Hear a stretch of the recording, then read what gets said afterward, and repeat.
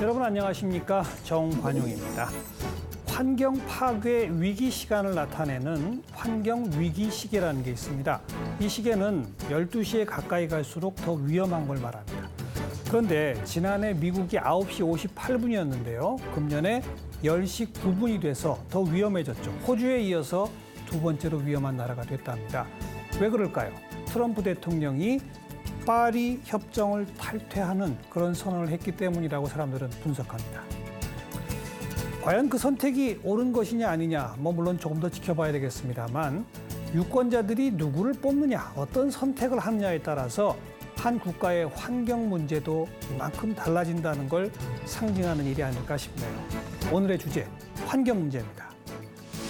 한국의 초미세먼지 노출도 순위가 OECD 국가들 가운데 가장 높은 것으로 조사됐습니다. 요즘 맑게 갠 하늘 보기가 어렵습니다. 네, 이 미세먼지가 건강에 미치는 악영향이 생각보다 더 심각한 상황입니다. 중국발 스모그의 영향으로 미세먼지와 초미세먼지 농도가 높게 치솟았습니다. 수도권과 충남 지역은 일시적으로 위험 수준까지 오를 전망이어서 외출할 때 황사용 마스크를 착용하는 등 주의가 필요합니다.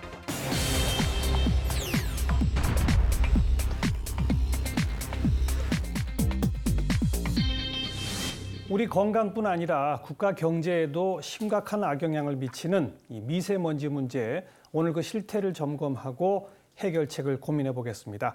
생태경제학자 우석훈 박사 모셨습니다. 우 박사님, 어서 오십시오. 네, 안녕하세요. 네. 언제부턴가 우리가 공장의 시커먼 연기, 자동차 배기가스, 그래서 매연 이런 얘기들을 썼는데 언제부턴가 미세먼지라는 식으로 이게 용어가 바뀌어갔어요. 어떻게 그렇게 된 거죠?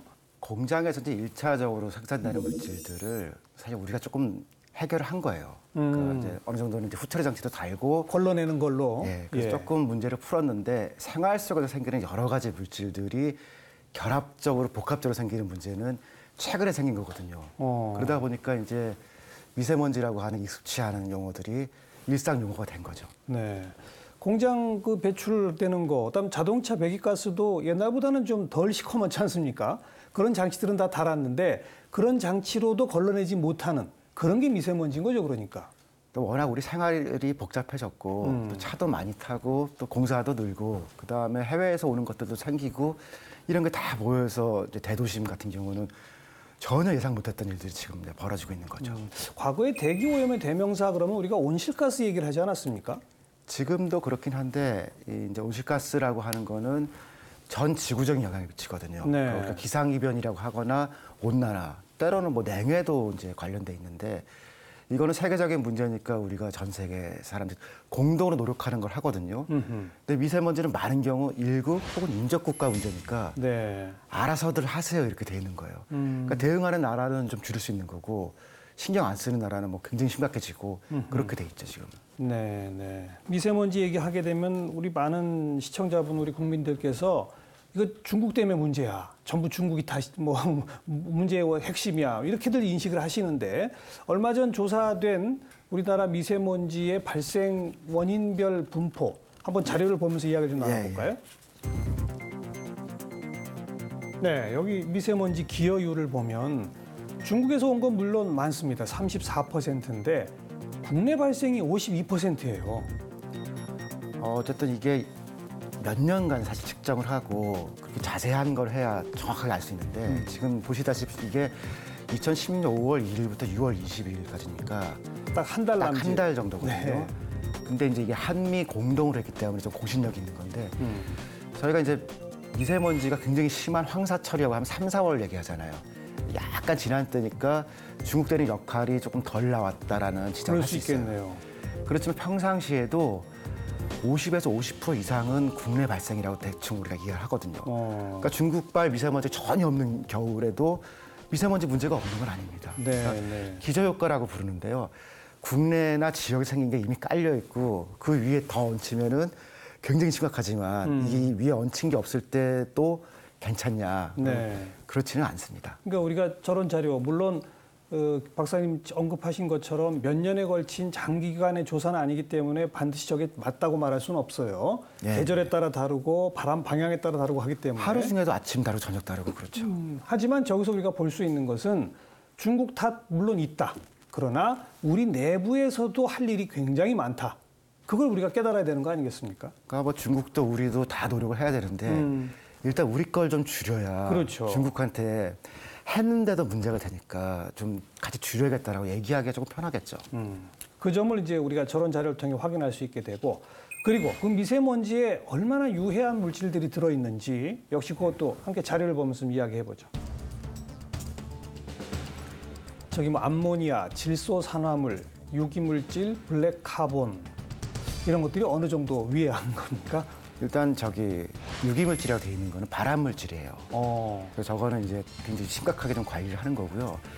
블랙카본은 이제 연소가 덜 됐을 때 생기거든요. 근데 이것도 뭐 몸에 좋지는 않은데 지금 보시면 주로 수도권 중심으로 돼 있잖아요. 네. 그러니까 이거는 인간 활동에서 나오는 것들이고요. 질소산화물은 그 자체라도 좀 문제지만 2차 결합이 되면서 다른 오염물질을 만드는 그런 문제가 있습니다. 네. 그리고 진짜 말씀하신 것처럼 수도권 근처만 밝았네요. 그만큼 농도가 심각하다는 거고. 그러니까 이제 이런 것들을 모아 보면은 불완전 연소들도 좀 있고 그다음에 기름이나 이런 데서 뭐 새어 나오는 것도 있고 심지어는 이제 그 저희 드라이 클리닝 하잖아요. 그때도 조금 나온다라고. 그러니까 생활 오염 같은 그런 의미가 있거든요. 그러니까 네. 아예 사람이 없는 데는 저런 게 좀 이제 자체 발생은 없고 뭔가 많이 한다 그러면은 이제 조금씩 생기는데 그게 모여 보니까 이제 큰 거죠. 그리고 단어 자체에 드러났듯이 워낙 미세하기 때문에 예. 이게 호흡기를 통해서 몸속으로 들어가면 이게 뭐 혈액 속으로도 들어가고 막 그런다면서요? 그러니까 마이크로미터라는 단위를 쓰는데요. 10 마이크로미터를 보통 그 PM10이라고 그래서 10짜리라고 보통 얘기를 하죠. 요게 약간 큰 거지만 이것도 이제 예전 기준으로 보면 굉장히 작은 거고 여기에 2.5 마이크로그램 이하 것들을 요즘 측정하거든요. 그건 초미세먼지. 예, 예. 그거는 폐에서 걸을 수가 없다는 거예요. 그러니까 바로 혈액으로 들어오니까. 혈액으로. 그러니까 뭐 여기 보신 건 질소산화물이냐 내지는 블랙카본이냐 그러면은 그 성분을 알 수 있는데 미세먼지는 크기만 알지 그 안에 어떤 게 들었는지 모르거든요. 그러니까 작은 건 위험한데 작은데 만약 거기에 치명적인 물질이 있었다. 네. 그럼 또 굉장히 위험할 수 있거든요. 그래서 관리도 어렵고 사실 대응책도 찾기가 쉽지 않습니다. 이게 체내에 들어갔다가 배출은 좀 됩니까? 자연스럽게 좀 된다고 돼 있는데요. 가끔은 이제 호르몬 같은 역할도 한다는 거예요. 호르몬. 그러니까 몸에서 보기에 이게 호르몬인지 아닌지 잘 모르겠다라고 연구가 깊게 돼 있지 않지만 예. 인체 물질하고 아닌 거를 잘 구분하기 어렵다라는 얘기들도 있습니다. 건강에 악영향을 미친다는 거는 뭐 완벽하게 의학적으로 그 기제가 다 규명된 것까지는 아니다. 그러나 분명히 악영향을 미친다. 이건 맞죠. 호흡기와 관련된 것들이 이제 통계가 좀 나와요. 그거는 이제 미세먼지 굉장히 안 좋을 때 얼마나 치료비가 늘었는가, 그다음에 병원 내방객이 늘었는가 이런 걸 해보면 되는데 호흡기 외에도 문제를 일으킬 수 있는데 그렇죠. 그거는 본인은 아픈데 사실 인과관계를 알기도 어렵고 그것도 10년, 20년 연구 추적을 해서 누적되지 않으면은 호흡기 외에 다른 영향은 뭔지 사실 우리는 잘 모르죠. 아까 말씀하신 뭐 혈액 속으로 가면 심혈관계 질환으로도 갈 수 있을 것이고 호르몬적인 역할을 한다 그러면 정말 모든 질병의 원인도 될 수 있는 거 아닙니까? 근데 이제 그게 우리가 이제 이건 인지한 지가 워낙 적고 그러니까 몇 프로 이렇게 뽑기는 어렵고 의심은 가는데 이거 참 어쩔 수가 없다라고 하는 뭐 그런 상황입니다. 그래도 연구 결과 이 사망률과의 어떤 연관성, 조기 사망률 그것을 또 미래까지 예측한 자료가 있습니다. 이것도 함께 보시죠. 네, 이게 단위가 한 해에 100만 명당 대기오염으로 숨지는 사람 숫자인데요. 노란색이 2010년의 자료고 2060년이 되면 저렇게 늘어날 것이다라는 전망치입니다. 물론 중국이 지금 제일 높긴 합니다만 우리도 중국 다음 정도로 전망이 되고 있네요. 근데 지금 저 자료에서 제가 좀 궁금한 게 미국, 영국, 프랑스, 독일 이런 나라들은 2010년하고 2060년하고의 이 전망치가 뭐 늘어도 조금 늘거나 영국, 프랑스, 독일은 오히려 줄어들 거라고 전망이 되고 있어요. 근데 왜 한중일은 저렇게 많이 늘어나는 걸로 나옵니까?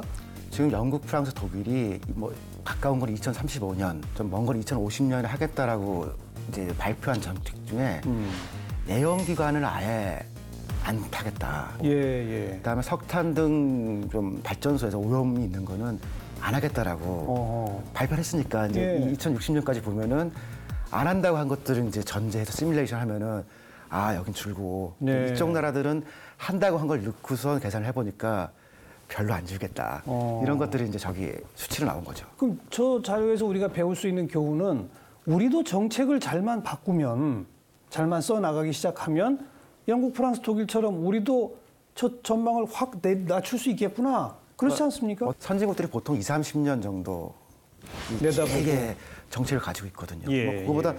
덜 할 수도 있고 더 할 수도 있는데 그런 식의 이제 방법은 지금 어느 정도 제시돼 있다고 봐야죠. 네.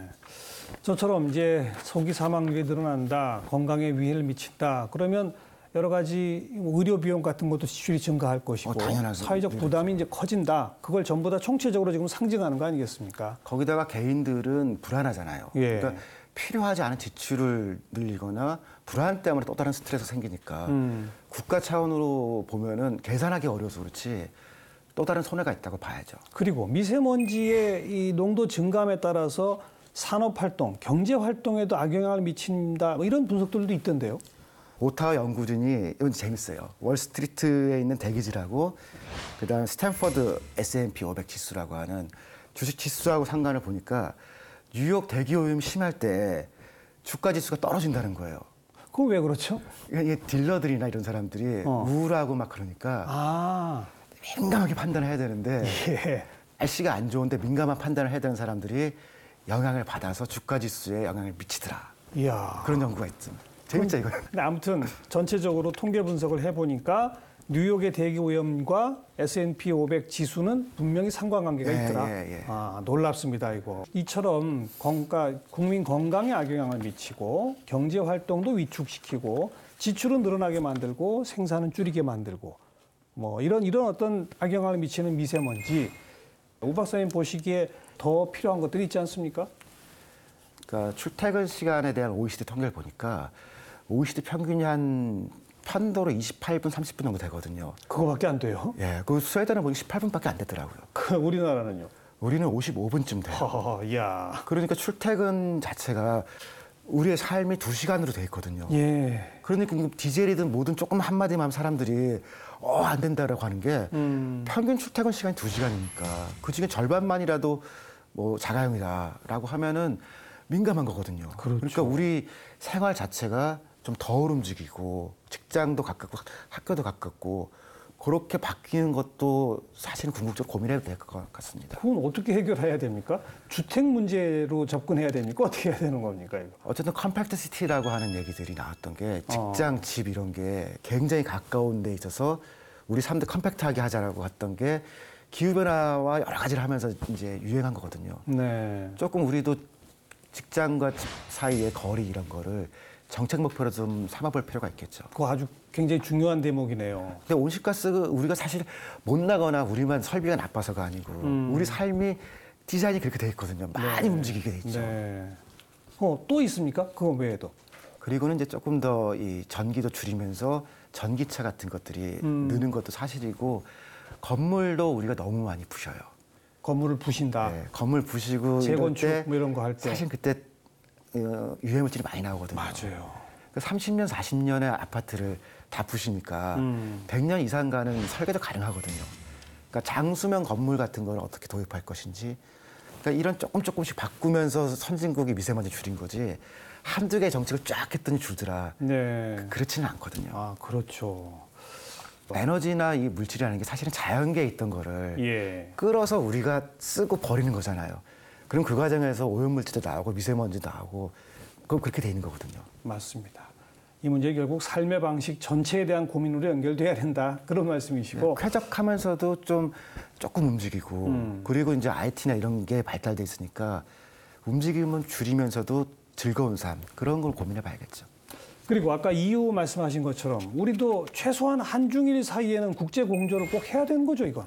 예, 미세먼지에 관해서는 이제 같이 연구한 게 있으면은 발표도 하고 그렇게 하겠다고 지금 한중일 합의는 돼 있거든요. 그런데 조금 더 이 그리드라고 하는데요. 이 측정망 같은 것도 좀 세밀하게 할 필요가 있고, 그 다음에 이게 또 시민들한테 바로바로 공개가 돼서 그렇죠. 서로 알고 있으면은 사실 한중일 시민들이 같이 이 수준이 높아지면서 서로의 문제를 고민하는 그 상태로 가야 되는 거거든요. 좋은 거죠. 그러니까 군사나 뭐 이런 긴장만이 아니라 환경과 생활과 문화에서 협력하면서 서로 친밀도도 높이고 효율성도 높이고. 그러면서 예를 들면 이제 중국이 주로 미세먼지를 발생시켜서 한국이나 일본 쪽으로 날려 보내지 않습니까? 그럼 이제 중국을 우리나 일본이 도와준다고 하는 것은 미세먼지를 줄일 수 있는 어떤 새로운 기술 개발 그런 것들을 산업에 적용한다. 그럼 그건 어떻게 보면 한국이나 일본한테는 또 새로운 신산업이 될 수도 있는 것이고 그럼 그렇게 좀 서로 시너지를 낼 수 있지 않을까요? 지금까지는 이제 고비 사막이나 이런 황사가 있는데 그 나무를 심어주는 일들을 그렇죠. 좀 예. 했어요. 근데 그거 지고는 좀 잘 안 되는 거 아니에요. 그렇죠. 그래서 기술 이전이라든가 뭐 서로 상을 협조하면서 뭐 한국이나 일본의 시장도 넓히고 그런 것들은 유럽에서는 뭐 자주 하는 거니까 우리도 이런 것들 테이블에 올려놓고서 우리도 돈도 좀 벌고 깨끗하게 맞아요. 좀 해보자. 네. 충분히 가능할 거라 생각합니다. 이제 시작 걸음마 단계라고 보고요. 국내적으로도 또 국제 공조면에서도 할 일이 태산이다. 이런 얘기밖에 할 수가 없고요. 중앙선거관리위원회 홈페이지에서 유권자 여러분들의 소중한 의견 그리고 정책 제안들 기다리고 있습니다. 미세먼지로 대표되는 환경 문제에 대한 여러분의 의견 중앙선관위 홈페이지에 남겨주시기 바랍니다.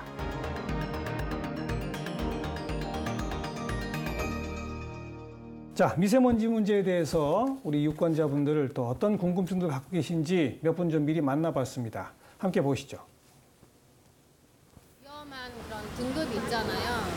그래도 어쨌든 환기는 시켜야 되고 집에도 이제 먼지가 많으니까. 근데 이렇게 환기를 시키고 해도 뭐 이렇게 사는데 괜히 지장이 없는 건지 그리고 뭐 정부에서 뭐 미세먼지 관련해서 이제 어떻게 조치를 하겠다라고는 이제 발표는 났지만 그게 정확히 언제쯤 시행이 되고 또 어떤 방법으로 확실히 될 수 있을지. 요즘 미세먼지 같은 게 많이 화두로 지금 떠오르고 있는데 그런 미세먼지에 대한 정보나 아니면 또 어떻게 처리가 되고 있는지 그런 자세한 정보는 어디서 얻을 수 있는지 좀 많이 궁금합니다. 미세먼지를 효과적으로 좀 방지 예방 차원에서 마스크 쓰는 거나 이제 공기청정기가 효과가 있는지 좀 궁금해요. 네, 제가 얼마 전에 뉴스를 봤는데 원전 가동을 중단하면 오히려 그 중단해가지고 더 생기는 게 아닌가.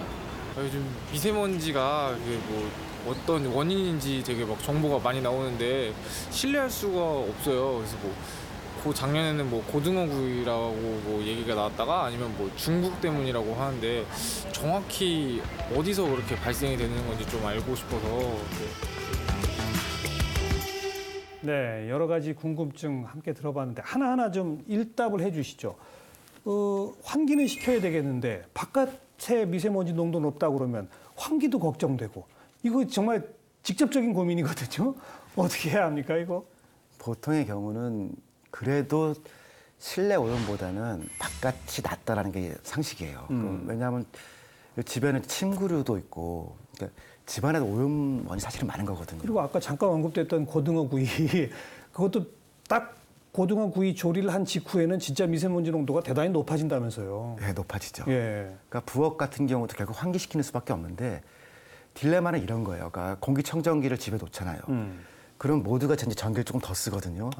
그러면 이제 발전소에서 또 돌려야 되고 또 나오는 거거든요. 그러네요. 그러니까 제일 좋은 거는 자연 환기가 가능한 상태를 서로 만드는 건데 그렇지만 장시간 노출되는 수밖에 없는 그런 주거 여건이다 그러면은 사실 전기 문제 생기더라도 달긴 달아야 될 것 같더라고요. 요거랑 이제 연결된 질문이 아까 몇 분이 말씀하신 도대체 제대로 된 정보를 좀 알고 싶은데 그럼 어디 가서 어떻게 찾아야 되는지. 정부가 갖고 있는 통계도 장기 통계만 안정성이 있는 건데요. 이것도 1차 오염물질까지만이에요. 그러니까 어떤 물질이 생겼다. 그거는 이제 우리 측정을 가능할 수 있는데 2차 오염물질이라는 건 뭐 질소산화물이랑 뭐가 결합해서 또 다른 PM2.5가 됐다. 네. 이거는 아직 국내에서 생성 경로도 잘 모르고 어디서 와서 어디를 가는 건지 이 지도가 나올 정도 상황은 아니거든요. 그런 점에서 정부가 조금 더 이런 모니터링이라고 하는데 실시간까지는 아니더라도 모니터링 지점을 좀 늘리고 그렇죠. 그다음에 이 정보도 조금 더 뭐 앱 같은 거 개발해서 안정성 있게 볼 수 있게 해줘야 내가 사는 집, 내가 근무하는 일터 최소한 그런 좀 좁은 지역 단위의 미세먼지 자료라도 좀 생산이 돼야 되는데 지금 측정소 자체가 너무 적다. 그리고 아마 부모님들이 그런 생각하실 텐데 학교나 어린이집에 그렇죠. 간이 측정 장치가 그렇게 비싸진 않거든요. 네. 근데 거기도 그냥 그 예보 보고선 하잖아요. 근데 아니면 교육청 정보 정도인데 그냥 놓으면 좋겠어요 거기다가. 그 선생님들이 보다가 여기가 좀 문제다 그러면은 진짜 운동하지 말고 실내 들어오고 그렇죠. 괜찮으면 좀 나와서 놀아도 되고. 예. 그게 부모가 그래야 안심할 거 아니에요. 이게 진짜로 거기서 측정을 하고 선생님들이 바로 확인한 거다. 이렇게 조금 실생활 문제로 좀 봐줬으면 좋겠어요. 그 간이 측정기는 그리 비용도 높지 않다. 이게 왜냐하면 측정하는 여러 물질이 있는 게 아니고 이 한두 가지로 돼 있으면은 예. 키트 같은 거로 하면 되거든요. 예. 그 뭐 엄청나게 비싸게 할 필요 없죠 이건. 기본적으로 측정소의 위치를 확대하고 그것을 실시간으로 확인할 수 있는 뭐 어플리케이션 같은 걸 보급한다든지 그리고 특히 학교라든가 어린이집 같은 데는 특별하게 좀 관리할 필요가 있다. 그런 말씀. 그래야 신뢰도가 서로 높이는 네. 거죠. 마지막으로 나왔던 질문이 지금 현 정부는 이제 탈원전 정책을 쓰고 있지 않습니까? 원자력 발전을 줄이는 대신에 주로 뭐 천연가스로 대체한다, 재생에너지로 대체한다 이런 얘기를 하긴 하는데 방금 질문하신 분은 당장 원전 줄이면 화력 발전 늘어나는 거 아니야? 이렇게 걱정하시는 것 같아요. 어떻게 됩니까, 그거는? LNG 같은 경우는 버퍼라고 그러는데요. 문제가 될 때 이제 잠깐 켜서 그게 문제가 생기지 않게 하는 그런 보조 역할이고 궁극적으로는 뭐 태양광이나 풍력 같은 대체 에너지가 늘어나야 돼요. 네. 근데 그 속도가 충분히 빠르지 않으면은 그렇죠. 아마 석탄 화력 발전이 생각보다 오랜 시간 가동해야 될지도 모르거든요. 그렇죠. 근데 지금 뭐 한국의 전력 예비율이 어느 정도 좀 남아요. 그러니까 우리가 기술 개발을 잘해서 그런 게 아니고요. 몇 년 동안 경제가 안 좋았어요. 공장 가동률도 낮아지고 그러다 보니까 전기 자체는 지금 조금 넉넉한 상태거든요. 적게 쓰다 보니까. 그러니까 이런 상태에서 아직 기회가 있을 때 그 대체 에너지 쪽을 조금 더 보급하면은 원전이나 석탄 화력 발전에 충분히 기대지 않는 전원 체계가 만들어질 수 있을 것 같습니다. 네, 촘촘하게 그거는 장기 계획을 세워야 되겠군요. 어쨌든 선진국의 추세는 그러니까 원전도 줄이고 석탄도 줄이고 그러니까요. 그다음에 디젤 심지어는 휘발유도 줄이겠다라는 건데 그 속도를 과연 우리가 같이 따라가서 할 수 있느냐 그 문제이겠죠. 그러니까 우리가 그만큼의 속도로 못 가면 원전 줄이는 속도도 조금 줄여야 될 것이고. 그렇죠. 너무 급하게 하다 보면은 구멍이 생기니까요. 또 급하게 하다 보면 화력 발전에 의존할 수밖에 없고 미세먼지는 더 심각해질 수도 있으니까. 이것까지를 고려해서 좀 장기적 플랜을 짜는 게 필요하다. 그러니까 궁극적으로는 에너지를 덜 쓰고 자원을 덜 쓰고 여유가 많은 사회를 만들면은 이 많은 문제가 자연스럽게 풀립니다. 삶의 방식에 대한 고민까지 오늘 마무리 말씀으로 들었습니다. 우석훈 박사 오늘 고맙습니다. 예, 감사합니다. 작가 사이먼 시네크가 한 말입니다. 리더십은 다가오는 선거에 관한 것이 아니다. 리더십은 다가올 세대에 관한 것이다. 네, 환경 문제야말로 다음 세대를 생각한 거 아니겠습니까? 진정 환경을 생각하는 리더십 함께 고민해 봤으면 좋겠네요. 오늘 여기까지입니다. 다음 시간 또 뵙죠. 안녕히 계십시오.